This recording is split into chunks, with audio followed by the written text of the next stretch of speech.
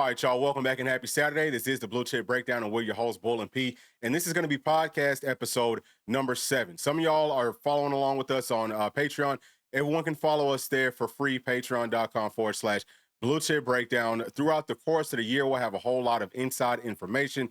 And that's just the best way for us to interact. So y'all can message us, and then you can message and talk to other Vol fans there. So hopefully everyone will be joining us. But today, P, we're gonna have to do like a little bit of a hybrid just because it's day 3 of fall camp. Of course, we're gonna be talking about that, but I also want to talk just about your thoughts, my thoughts with fall camp up to this point. Y'all, please make sure to like and subscribe to the channel. And P, you already know what time it is.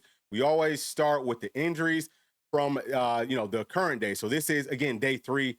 Jordan Thomas, Cole Harrison, they're probably gonna be up there every day. I mean, I would say for Jordan Thomas, for sure, like for the rest of the season, he's just not going to be back.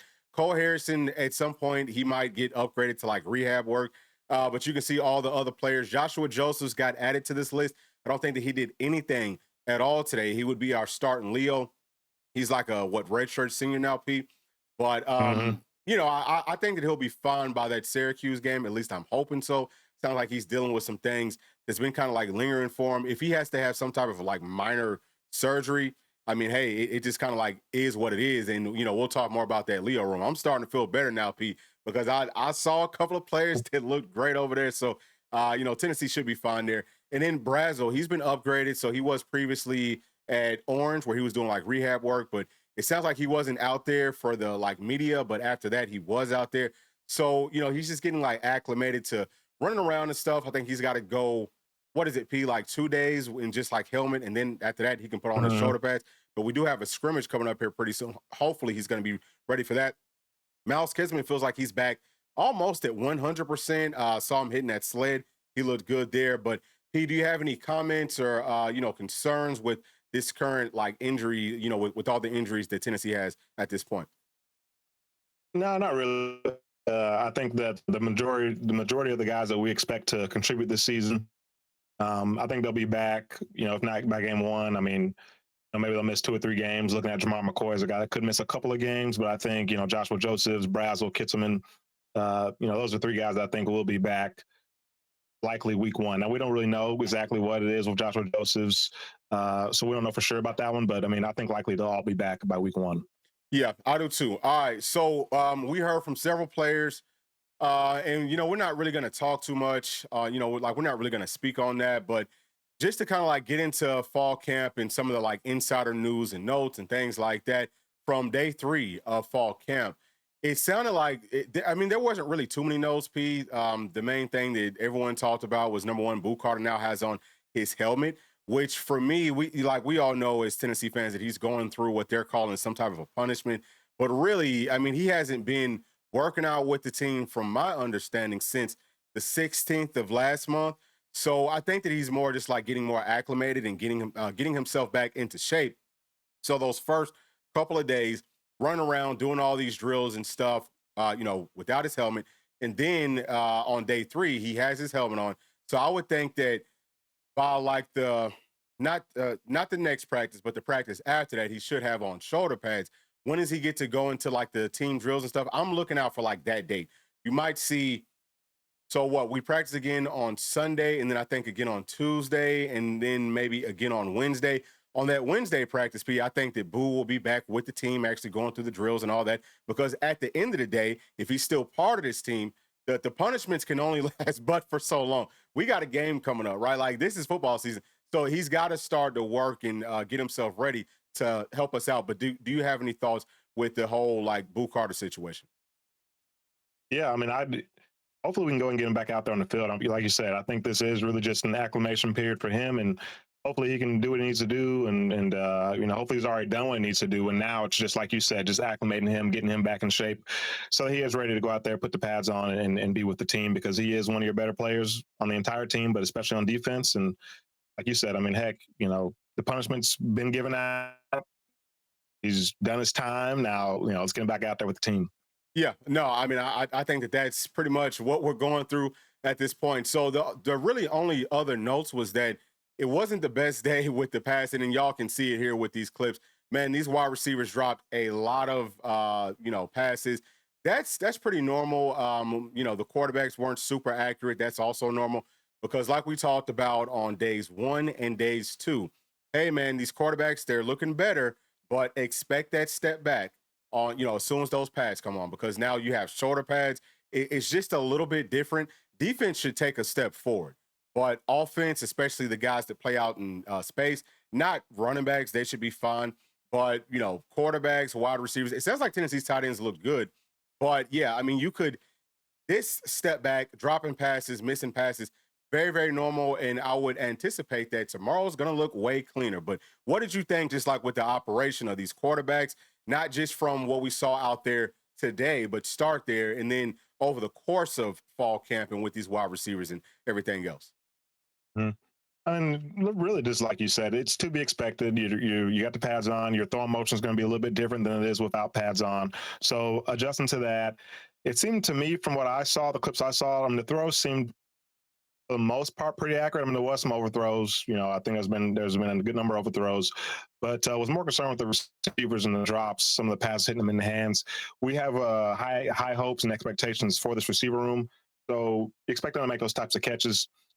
But again, we see this every single fall camp. There's a hot and cold period for the receivers and quarterbacks. So hopefully this is kind of their cold period, and they can get that out of the way and then start progressing from here. But I think they've looked pretty good overall, man. I'm starting to see Joey. He's kind of getting that robotic look to him that we Ain't he? talk about. You know what I mean? Ain't he? With Hendon, where he's snapping, he's popping, he's getting the hips to it, the feet to it. So I think that he's getting there. To me, he just looks like the guy. Now, I think Mark looks good too. I think he physically looks like he's put on some weight, put on some muscle. He looks good. GMAC as well looks good. Just still young freshman. He's still put on a little more weight, I think. But I think overall these guys look pretty solid. But right now, I mean, just eyeballing it from what we see, I think Joey has looked the best in my opinion so far. I think so too. And then just like looking at the routes on air up to this point, we're seeing so much more pro style elements. The quarterbacks are actually going through reads. Like you see them, they're looking to the left and then they look more to like center left and then they throw it to their target, even though it's one person running a route, but they're actually going through reads. This is different just because Tennessee's system before, and I know that people don't, fully understand this, but there were no real reads for the most part. I would say at least 90% of what Tennessee did with our passing game, it was like you knew who you were going to be throwing the football to. It was only like a two read system. And, you would either throw it to that first guy or maybe in crazy situations to that second guy. And, there were some people talking about Chris Collinsworth on, with that Hall of Fame game, talking about Tennessee's offensive system. The things that he said from what I heard, and I didn't watch the whole doggone thing, I missed some of it. But for me, what he was saying about our offense is true. So this will help us out in several different ways. There's layers to it. It's going to help us out to, number one, have a much better product for our team because you can't just have one set style and there's no counter to the way that teams play you, which is what we've seen in 2023, 2024. But then also, guys have a much better opportunity to go pro because they're now going through these reads. And Joey Aguilar should look the best in this because he's run that pistol, which isn't like a super pro style system, but it's way more pro style than what Tennessee typically does. And here, like y'all can see, we're doing that orbit motion, throwing it out on that bubble screen. Whole lot of quick game stuff. We're actually running freaking post, which is, I mean, we barely ever run post. It's crazy. That is my favorite route, P. I love running the post if you can run it right. And also, I played a little bit of quarterback as a, when I was in high school, but yeah, I mean, that's a fun route to throw. It's a fun route to run. It's going to be open if you do everything right. It's really hard to stop. But, we're doing so much more pro style stuff, which is what we were looking for. I think that this team takes a huge step forward. And that's just me personally, Pete. But what do you think about that? How much do you think that some of the pro style elements will help Tennessee? Are you looking forward to it in 2025? Oh, for sure. I mean, something I noticed too when you're watching these clips. Obviously, we're seeing the orbit motions, we're seeing some of the slants, we're seeing the tight ends running across the field, like on shallow drag, shallow crosses, things like that. Like you're seeing those type of things. But look at some of the splits that you're seeing. It's like you'll see the quarterback, he's on the opposite hash. Then the receiver, maybe the slot guy, is on the hash, like is on the other hash. You know what I mean? Whereas before, I mean, these guys are on the freaking numbers on the opposite side. So we're seeing these condensed splits which I think, to your point, it gives us more versatility, more options, and I think it makes it harder for the defense. Like we used to kind of think that the more you spread the field, the more the defense can't disguise what they're doing, which I think there's truth to that too. But I think the more you condense it, the more you can kind of muddy the picture for the defense and make it kind of harder for them. Like they don't just know, okay, boom, if it's not a run, this is what I got. Like, no, not necessarily. It's not a run, but you got a receiver that actually can cross from the other side of the field and actually enter your zone before you even realize it. So things can happen a lot quicker with those condensed splits. So I'm really excited to see that. Love the orbit motions, man. Love getting guys the ball in space. You can do a lot of things with that orbit motion. So like the changes we're seeing, and you have to assume that there's way more that we're not able to see just in these couple periods of practice that we are able to see. Yeah, and that was like one of my thoughts too, P, is that just that understanding the Coach Heupel, Coach Halsey, just this whole staff, especially with the offense, they want to try to hide so much stuff. But see, this is the difference, and I don't know that the media is going to get much more access, but I think that moving forward they can get more access just because it's like, well, you can see what we're doing, but you got to be able to stop it now because we have answers to everything. It's a real offense, and I don't think that we're fully there yet, P. But just adding some of these different wrinkles, like you said, tighter splits. Now you don't know, is the wide receiver going inside or outside? Is it a double move? You have no idea. But previously, you knew exactly what was coming. And that's why Tennessee's offense had slowed down so much passing the football. Now, how does this Mm-hmm. impact Tennessee's running game is going to be one of my questions. That's yet to be seen. But it will most definitely help this offense out. You've got a bunch of Yeah. young skill players, right? At wide receiver, you're going to have some young guys playing at tight end. I think we'll have a couple of young guys. We don't really have to, but we could have some young guys running the football for us. But just with all of the different guys that have a great skill set, you get them the football out in space. You take the thinking part out of it. For those skill guys, hey, catch the ball out here. We got blockers for you. Now do what you do. You know what I'm saying? That's all you just Right. do And I what you think, do. I think that that's going to help and us I out in a major way. Go ahead. And I think as you've said a number of times before, this thing really gets crazy when you factor in all the new changes, but then you factor in the tempo element, add it to that. Then the tempo really becomes a weapon. Now defenses are off guard because I think now they pretty much know, hey, tempo doesn't matter. This is our coverage. Like we know if we get 2 by 2, whatever is our coverage. But now once we condense the splits, you're going to have to change things up as far as what you do. And then that's where we're getting miscommunications again. We're getting guys running free down the sideline like we've seen in Heupel, when he first got here. So I'm really excited, man. I think the offense, like you said, takes a major, major step forward. And I don't think people are talking enough about it. Yeah, and that's an excellent point, just because this is something that we've talked about, with our buddy Sports Talk Jay. We've talked about it with several people on this channel in that comment section or on Patreon, wherever.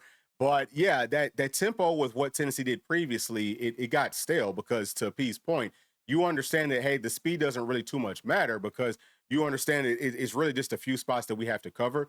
But now that you can go wide and then tighten things up in motion and everything else with that tempo, now the whole picture changes for the defense. So their call, like their coverage, has to change based off of pretty much how you line up, down and distance, so on and so forth. It puts the thinking back into the defense's mind, and that's where we will see, just like P said, the people running wide open. And you talked about down the sidelines. I'm also add down the middle of the freaking field. I saw tight ends running seam routes out there earlier today. When's the last time that we saw our Love it. tight ends really running seams on a Mhm. consistent basis? There's just so many different elements to an offensive system. And if you think about some of the teams that have run a similar type of system, Oklahoma with all the Heisman Trophy quarterbacks and all of that, the first round draft picks and all of that, their passing game has been crazy with a very similar system, but they had the pro style elements. And they would run tempo sometimes, they'd slow it down sometimes. Now we can do it all. You know what I'm saying? Deep outs, something that it feels like Joey Aguilar is much better at than the other quarterbacks. But P, I think that today, the other players, whether it's Merck or whether it's GMAC, just from what we could see, they looked pretty accurate. Now, the passes were high sometimes. I would almost rather it be maybe in some situations way too high that nobody can catch it. Rather than, hey, it's taking the ball forever to get here, it's on target. Those are pick sixes. You got to have a freaking gun to be able to make those passes. Mhm. But Joey Aguilar has it. I think the wide receivers will be fun. Tight ends look really good, really good. Not just running routes, catching passes, but also hitting the daggum sled. I think, it was one, Ethan Davis, they're doing a kind of like a wham block or something. And they looked really good. I think all of them look very physical. Ethan Davis, though, he's the one that I was like, man, he's taking a huge step forward because he's not now, P. He's not slowing down, kind of like closing his eyes and turning, you know what I'm saying? At the Mhm. point of contact, he's going through the daggum dummy. Yeah. But yeah, that's what we're looking for, right? 100%. Yeah, I said the same thing. He looked beautiful. I had to show that to my son Case, and I had to say this is how the big boys are doing it. You know what I mean? I had to show that to him. Like if he's doing that against live bodies, I mean everything you said about him for all these years, like yeah, I think he is going to try finally be that first round talent, and actually we'll see it on the field this year. So couldn't be more. I mean the tight ends. I mean I absolutely love this group. Okay. And this without Cole Harrison. You know what I mean? And hey, guess what? This is even without Kitselman. Okay. I like Jack, Brame, and Ethan. You know what I mean? Like, I love those guys. And I can't wait to see how Halsey, how they use them. Do we see some three tight end sets? Because I think you can go three tight ends, tempo, tempo, tempo. Oh, now guess what? We're about to actually spread the field with these three tight. Like you can do so many things. Oh, now guess what? Now we're back to actually bring one of these guys into the backfield and maybe give them the ball. Like you can do so many things with these tight ends. It's just unbelievable. So I'm excited about that group. Yeah, and then so for some people who might not know exactly what that means, but going to a three tight end set, that's typically like goal line, right? Like that's typically very, very run heavy. Teams look at based off of this personnel. Teams will run, like we'll say 90% whenever it's 13 personnel. Which is that three tights. What a second, Pete. Did I just say that right? Yeah, you're right. Okay, all right. So yeah, so anyway, something that I did find interesting is that the tight end that Tennessee just offered, because obviously Carson Snead, he flipped to North Carolina, like we all knew was going to end up happening. But with the tight end that Tennessee just offered, he said that Tennessee was talking to him about playing a lot more 12 personnel this year. We played a lot of it last season. Playing more of it this year, that's very interesting to me because I felt like, and I don't know what your thoughts are here, but I felt like earlier in the year we started off that way and then try to spread it out. You know what I'm saying? And have more of our skill guys out there, just because obviously they will be better with some of like the gadget stuff. But do you think that we will run, like for the whole season, more 12 and 13? I mean, I don't think that we'll run a ton of 13, but maybe more than what the average is. Like, do you really think that that's going to be happening for us?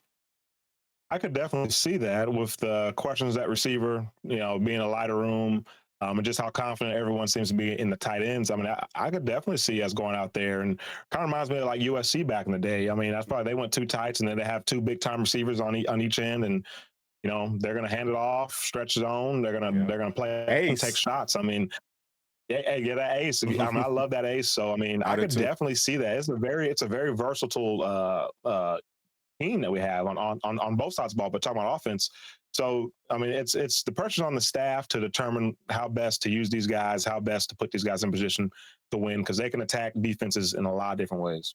Yeah, and so once you go to the multiple tight end set, so like that 12 or that 13, then the defense has to match it. Like whenever you go big guys, which would be your, tight ends coming in, you've got to match it typically with some linebackers. If not, then we've got a mismatch running the football. That's why pro style is really the best system. It's more difficult to operate, but once you get the operation part of it down, you have answers to every single question, and it's just easier to really play chess.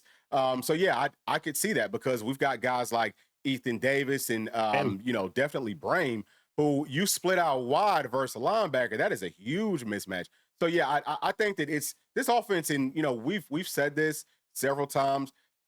Think that it's going to be like way better than what people think. Like way, way, way better, just because people aren't really necessarily looking at the actual operation and how things are changing and what that does from a scheme standpoint. Now let's talk about Tennessee's offensive line, P. One of the most interesting storylines to me up to this point, only 3 days into fall camp, is that we have William Satterwhite and also Sam Pendleton only working exclusively at center.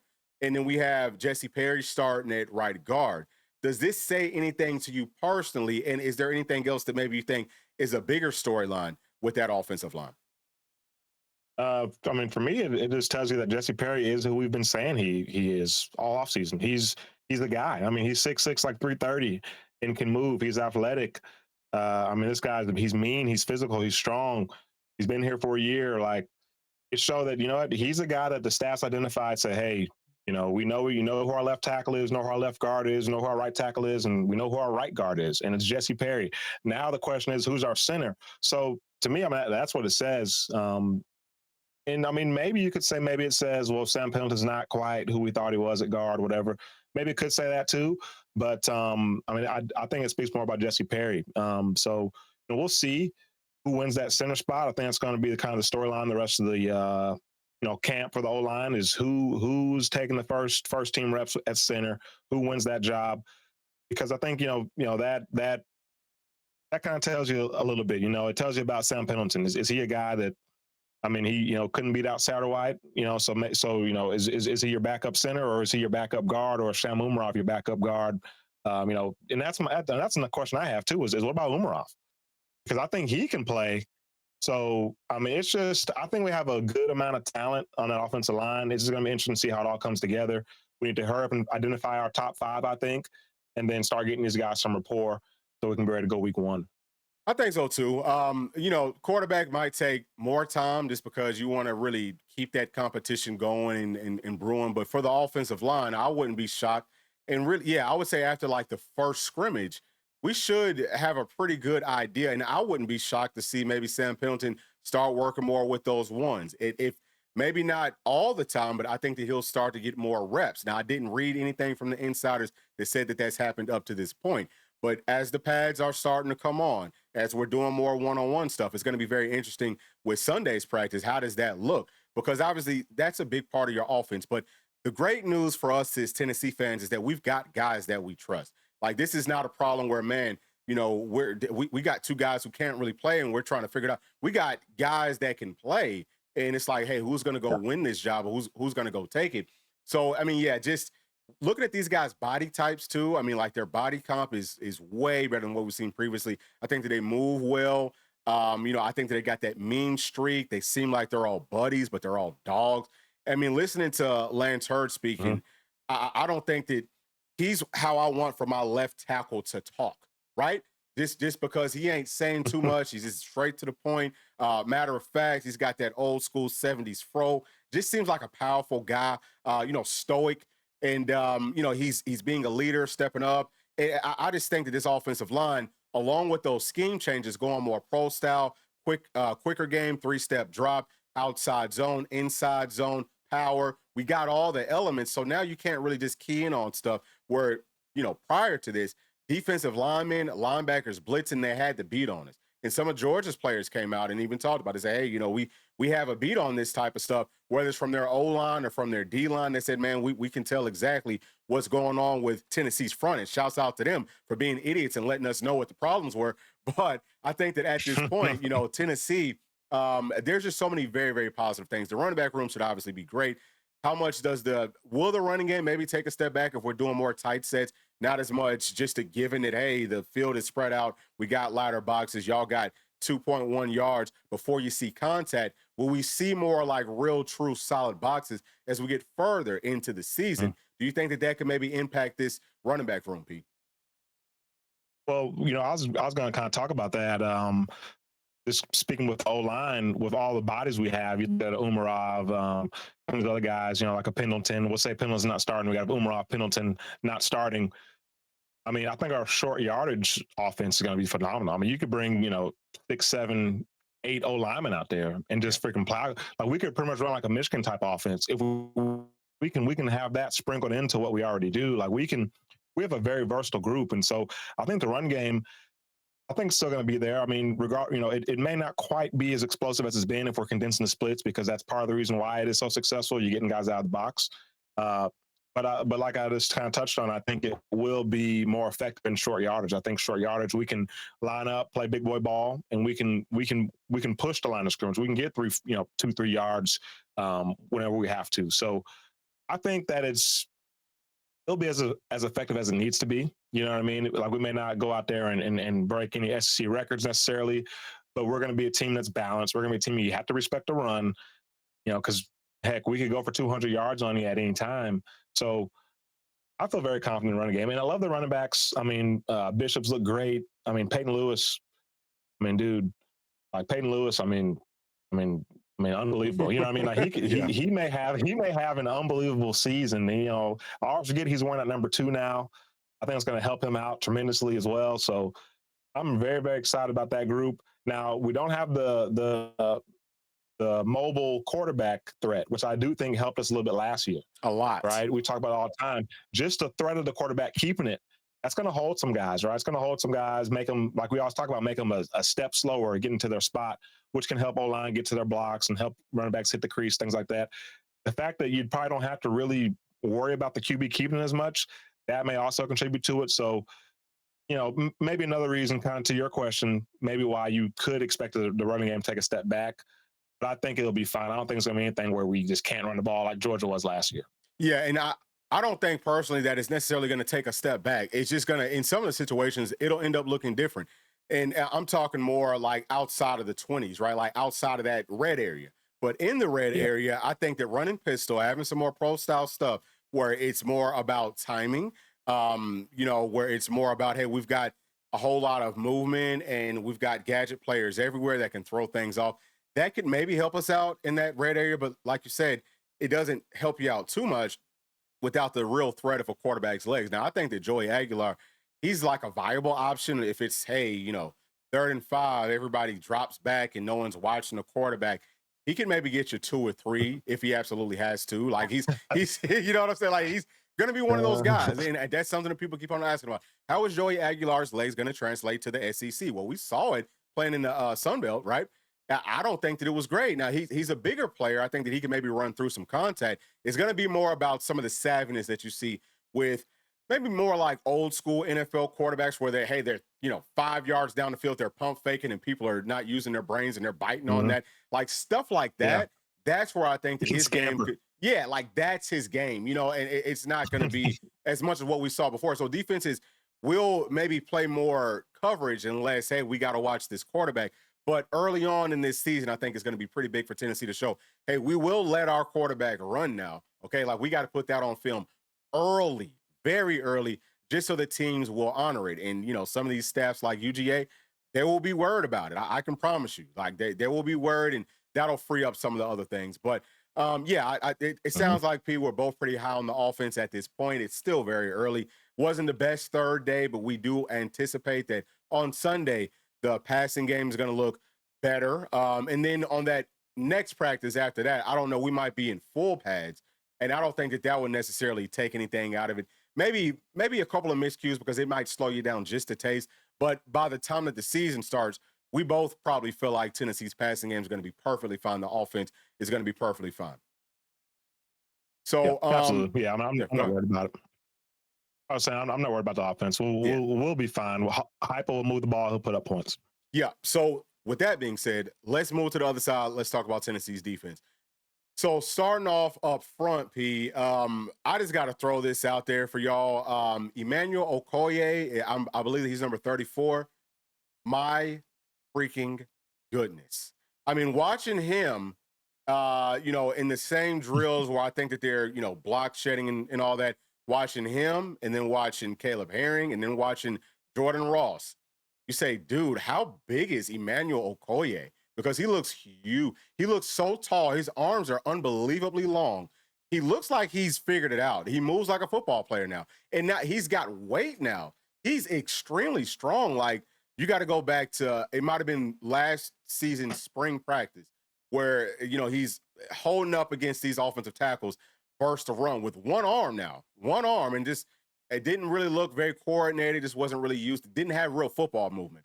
Now he's got the football movements. I wasn't sure if how deep that Leo room could be, P, but now I feel so freaking good because Emmanuel Okoye, I think that he's going to be like the big shocker for this year. And I can't wait for that first scrimmage. I think he's going to make a ton of plays. But who are you looking at right now with Tennessee's front on defense?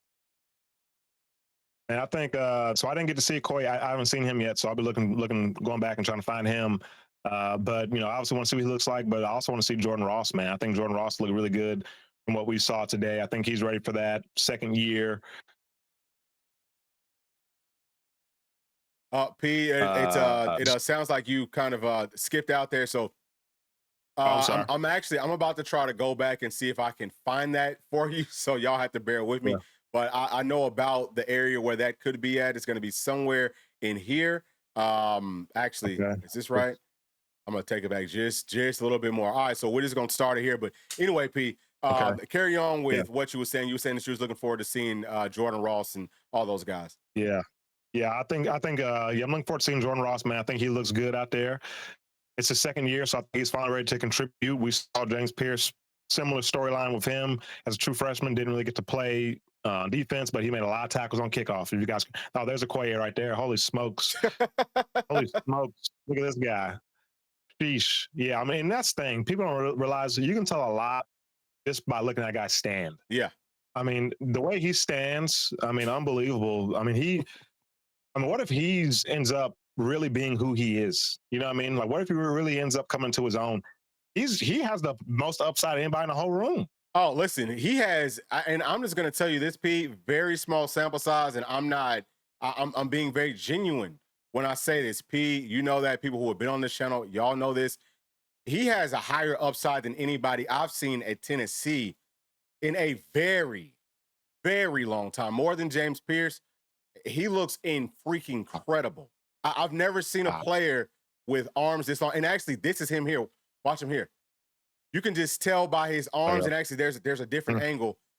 Is this him Is it? or this is Caleb That's a Herring? surprise. So you can see the Wow. difference in the arm length, and there's another one probably like with a different sight. This is Jordan Ross, where you can see them in their stance. And Mm. man, you want to talk about super duper long arms and boom, fast off the football. Jesus, and you Yeah. know he's No, strong too. he's super athletic. I mean, Yeah. he's super. I can remember. I don't know if I said this on air already or not, but I can remember they were showing a clip of it was during 2 minute drills. They were breaking down the Leo room, and they were showing clips from like last camp or something, last fall, something like that. Mhm. And you saw Koye going through the back drills. I mean, dude, he's like a freaking DB doing it. Like he's just so fluid and smooth. So to your point, if he's figured it out, and he doesn't have to freaking be a defensive guru. Yeah. Just be a guy that you understand basic stuff, and he can be situational. Maybe he's your Rabbits package. You bring off Don Bailey or whoever, throw him over there opposite, Herring or whoever, Josh Jones, whoever. And I mean, let him get out the pattern. Just let him be a specialist, a situational type guy at least, because he can do that for you at a high level, I think. Yeah. He's a super duper freak athlete. But something else that was pretty interesting is that Josh Shell, he spoke to the media today. I was hoping that someone would ask him, hey, what's your current weight? Because they asked everybody else. I don't know why they wouldn't ask him. But I want to know, is he only at 265? And also, when I think that it was Weathersby, he was speaking and he was talking about guys that he thought looked good, that were young. He said, well, I play strong side in. He brought up Campbell as a freshman. He also brought up Ethan Utley. Now, Campbell, we know that he's probably playing more tackle, but I'm sure that he's getting cross-trained because he could do both.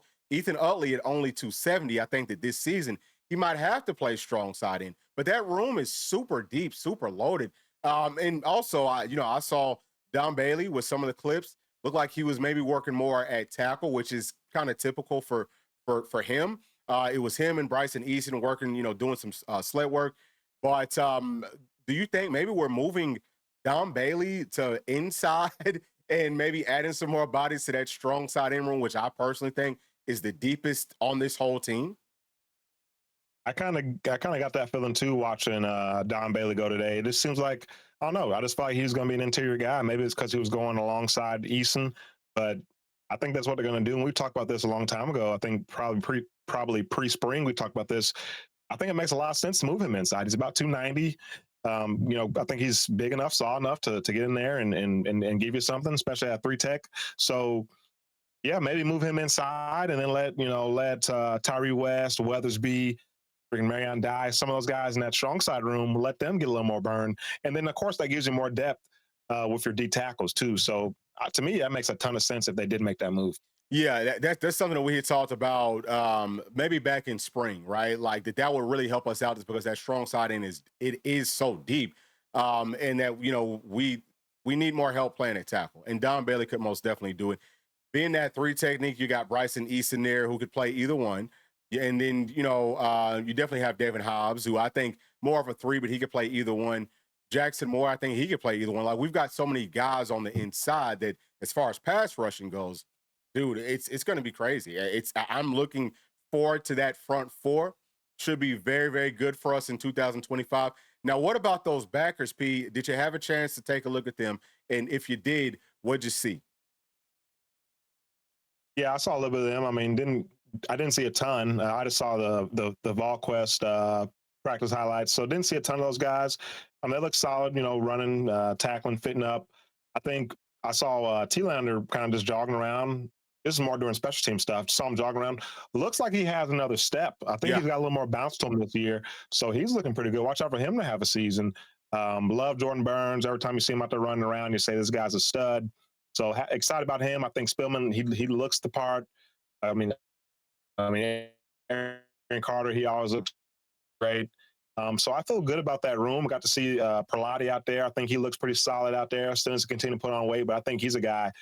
I mean, he just kind of has that it factor. It's funny, they talked another day, he talked about Troy Polamalu, who he models his game after. And I mean, you can tell, like, he kind of plays all over the place. Like, I'm here, I'm there, I'm here, I'm there. Like, he's just kind of in your face type of guy. So, I mean, really excited about him. You heard William Inns talking about how excited he is about those freshmen and just the different skill sets that they bring. So I think overall, man, this is a good looking room. My question is, how much of those freshmen, talking about the two Jadens primarily and Brandon Ames as well, how much of them will we actually see this year, assuming that everyone stays healthy? Yeah, I think that's a really good question. And Coach Ainge talked about it. He said, "Listen, if y'all can figure things out, then you will get to play. Just show that you won't mess things up, and we're gonna let you play." Coach Ainge at this point, P, just for me, I would say he's my favorite coach on this whole staff. I think that he fully gets it. He's such a good teacher, and you can tell that he's captivated all the players inside of that room.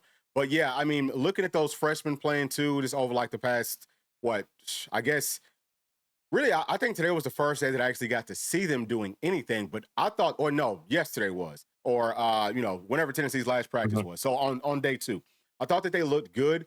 Obviously they still need to try to fill out. They still need to just, several things that they need to work on. But I think that they will be fine. How much will they play? We'll see. We still have, pretty much a whole nother month for fall camp. So they're going to grow exponentially. We'll understand about all these players at every single spot once we get into the actual scrimmages. Scrimmage one is going to be big for, hey, okay, this is how the depth chart looks now. And then we'll see for the practice leading up to scrimmage number two. And then after scrimmage number two, I think that after number two, dude, I mean, that's pretty much who you're rolling with. You know what I'm saying? Like that's so how much can they work themselves up? Once we get out of scrimmage number two, that's gonna tell the whole tale. But we know Jaden P, all right, he's a freaking dog, right? He understands football. Harmon, we've heard some great things about him. Really listening to him speak seems like he gets it. Brendan Ains, if he's gaining more weight, then he could maybe get in there too. So there's more depth than I think people might realize there, especially if they can keep on adding weight. But let's talk about which I don't think that we really have any question marks there, P, right? No, not at all. Okay, yeah. So I mean, we should be fine. Actually, let me also say this. Because you had touched on Jeremiah T-Lander. Yeah, he looks like he definitely gained a step for sure. I mean, he looks a lot quicker, which is excellent, excellent, excellent. But then with Arion Carter, man, I mean, you want to talk about just looks like an NFL linebacker right now. He looks tremendous. So, and then Edwin Spillman, he looks good too. So yeah, that top three, really, really good. Hopefully guys can just stay healthy, knock on wood. But now let's talk about Tennessee's secondary. So at Star, it's been J-Mac. He's been starting off there. Marcus Gorey, he's been number two. So, cornerbacks feels like Colton Hood, Ricky Gibson to start the season off. I think that Jamal McCoy will be back still by that Georgia game. He was doing some rehab work out there today. I feel fine about it, but safety. Sounds like Caleb Beasley might be that third guy behind Ed and Andre Turntime. But what have you seen with our secondary, P, and how are you feeling? Um, I feel pretty solid about that first group. I think McMurray is a pretty natural fit there at Star.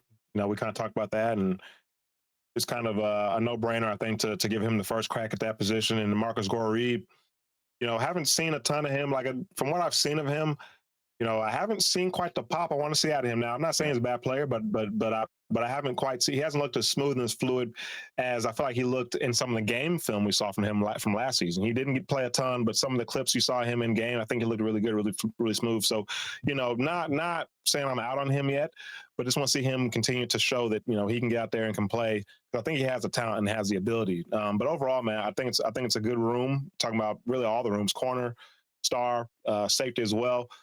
We'll see about the safety position, right? I think turn times look good, but we'll see about the other safety, whether it's Farouk, Beasley. I think they both look pretty solid to me. Farouk is kind of one of those guys that I feel like it's easy for him to maybe kind of win the coaches just because kind of how he looks. Like he kind of has that look, he kind of has that look. Yeah. I think that, and I don't want to speak this on him or anything like that, but I think it could be a deal where maybe he is a starter to start the season. Maybe after couple series, maybe after a game or two, we start seeing Beasley get more reps because they, maybe Farouk is, I don't know. I'm just going based off what I've seen from Farouk in game. Seems like he has some issues with coverage. Now, maybe he's fixed that, but I mean, he looks like $1 million.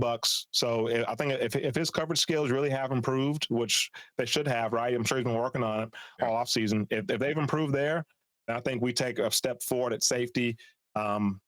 And so, I mean, I just think the secondary is going to be really good too, especially when you factor in, like you talked about, the D-line being as disruptive as we think they'll be, the backers being able to move and cover like they can, and blitz as well.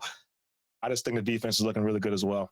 Yeah, so I'm on the same page with you because with Marcus, I was thinking that I was like, man, what happened to all that pop? It does. It seems like something is, maybe it's just because I don't know how new he is to playing star. Feels like he did play some in spring or something, but he might be kind of thrown off at playing at star. There's a lot of thinking going on. Looks like he's thinking. You know what I mean? Doesn't like he's playing. Looks like he's thinking. You don't really want these guys out there thinking. You just need to be playing. So once he gets to that next step, hopefully he's going to look better. But I would say just looking at these guys going throughout just like regular secondary drills, right? Getting in and out of cuts, flipping and opening up hips, things like that. There's a much bigger separation this season with our cornerbacks, to me, versus our safeties. You can tell like, oh, these are the cornerback bodies, those are the safety bodies. They don't look as good going throughout these drills. And I haven't seen Caleb Beasley do it too much, but I think that, to your point, P, I still feel like Caleb Beasley might end up being the best option to start game one at safety. Maybe not even game one, but for us as a team, just because I feel like his coverage skills are going to be better. Now with Ed, he's going to thump you. You can tell he's anxious to go hit somebody. So if he does get in there, then he's going to have to be that box guy, and will he get washed away? Because once you go to the box, you can't just he ain't going to be able to, if it's a, 330-pound offensive lineman coming out to block him, you ain't going to be able to just go hit him face to face. You got to use some savviness. Has he figured that part of it out yet? We won't know, hopefully, until after like a scrimmage or something. Hopefully one of the insiders will give us some of those types of notes, because that's what you really want to know. How these guys looking versus situations that actually matter. And if we don't know about it then we won't know about it until after that first game versus Syracuse. And that man they just showed right there, Ty Redmond, man, we've heard some good things. My gosh, I forget what receiver it was. Somebody they said who's the toughest guy to go against. Rah. They said of course it was Rah. He said of course Ricky Gibson, and then he threw in Redmond as his number 2 guy. So, and I think that speaks to the reason why you see McMurray moving the star, because they feel confident, I think, in Redmond.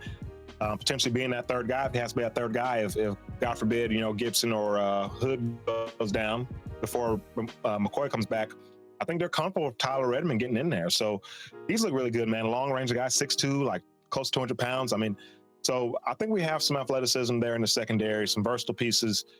I think it's all going to work out. Like we talked about, Tim Banks is a mastermind. He's going to put these guys in the right position, play the right types of coverages and things like that to try to hide the weaknesses and let these guys play their strengths. So I'm really excited about the defense. Yeah, and cornerback won't be one of those weaknesses. You know what I'm saying? Like we really, Redmond will play. He's going to play as a freshman, and he's going to play well. I can guarantee y'all that, it's something that we've talked about for a long time since Tennessee got him.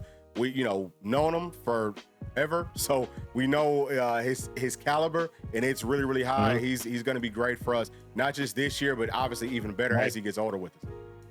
And hey, if you go look at the rankings of last year's class, I mean, he was one of our lowest rated guys. You know, Insane. 3-star guy. So this just another thing to kind of reemphasize for the stargazers out there.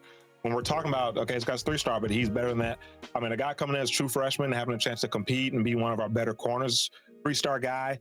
The stars don't mean everything, guys. Yep, that's a fact. So anyway, you know, day 3 is over with. I think the Tennessee's on pace to have a really nice season. We're gonna shock some folks, feeling confident with that whole part of it, and we'll see what Sunday brings on day number 4. And then once the pads fully come on, then that's when we're gonna know for sure how this team is trending. But that's gonna do it, y'all. Please make sure to like and subscribe to the channel. Leave your thoughts down in that comment section, and also we would love if y'all could join us on Patreon, patreon.com/Bluechip Breakdown. But we'll be talking to y'all tomorrow. Thanks, peace. Thanks for watching, and please make sure to like and subscribe to the channel because that keeps us growing inside of the YouTube algorithm. And if you did like this video, here's another one that you might also enjoy. Thank you. We'll see you on the next one. Peace.